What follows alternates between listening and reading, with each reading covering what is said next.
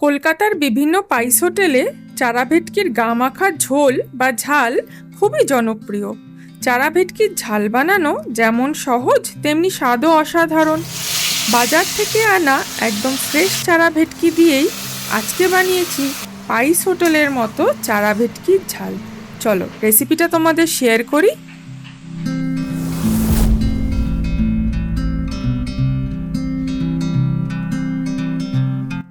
প্রথমেই মাছ ধুয়ে মাছের গায়ে খুব ভালো করে নুন আর হলুদ মাখিয়ে রেখেছি। ঝাল বানানোর জন্য এখানে নেব একটা মিডিয়াম সাইজ পেঁয়াজ কুচোনো, একটা মিডিয়াম সাইজ টমেটো কুচোনো, 1/2 ইঞ্চি মতো আদা কুচোনো, নিয়েছি 5-6 কোয়া মতো রসুন, কাঁচা লঙ্কা 6-7টা, ফোড়নের জন্য সামান্য কালো জিরে, হলুদ গুঁড়ো 1.5 চা চামচ, লঙ্কা গুঁড়ো 1 চা চামচ, আস্ত জিরে 2 চা চামচ গরম জলে ভিজিয়ে রেখেছি। কড়াই গরম হয়ে গেছে, দিয়ে দিচ্ছি পরিমাণ মতো সর্ষের তেল। এবার মাছগুলোকে একে একে ভেজে নেব।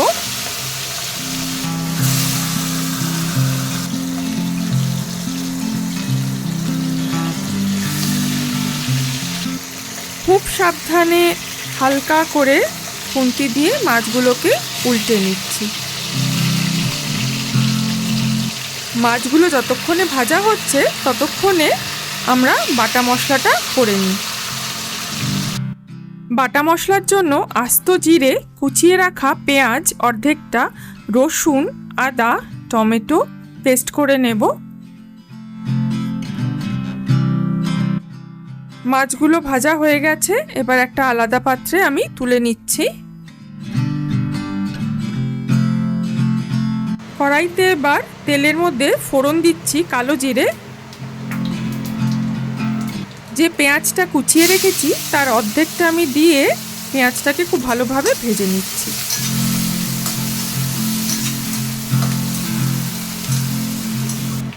পেঁয়াজে খুব হালকা একটা রং চলে এসছে সোনালি কালারের। এবার আমি বাটা মশলাটা দিয়ে খুব ভালোভাবে নেড়ে নিচ্ছি।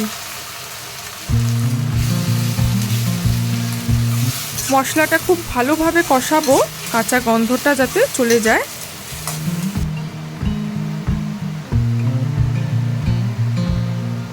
হলুদ আর লঙ্কা গুঁড়ো দেওয়ার পর আমি মশলাটাকে খুব ভালোভাবে নেড়ে চেড়ে নিচ্ছি।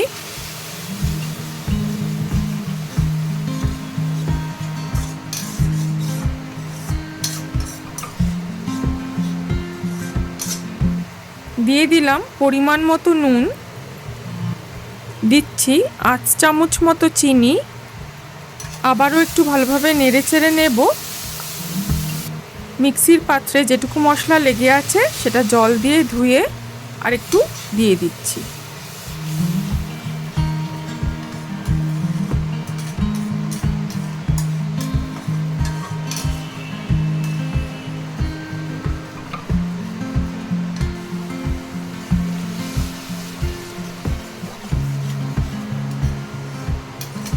এবার 1 বড় কাপ মতো জল দিচ্ছি। খুব বেশি জল দেব না, কারণ ঝোলটা আমাদের গা মাখা মাখা হবে।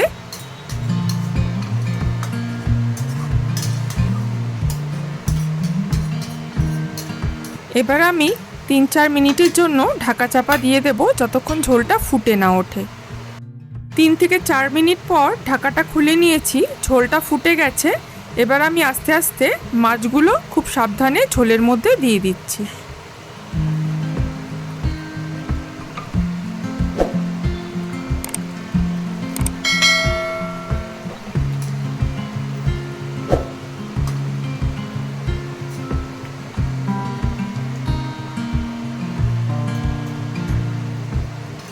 ঝোলটা গা মাখা মতো হয়েছে আর কড়াই থেকে তেলও ছেড়ে এসছে।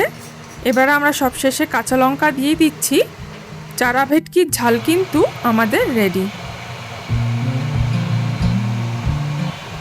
গরম ভাতের পাশে স্পাইস হোটেল স্টাইলের চারা ভেটকির ঝাল কিন্তু আমাদের রেডি।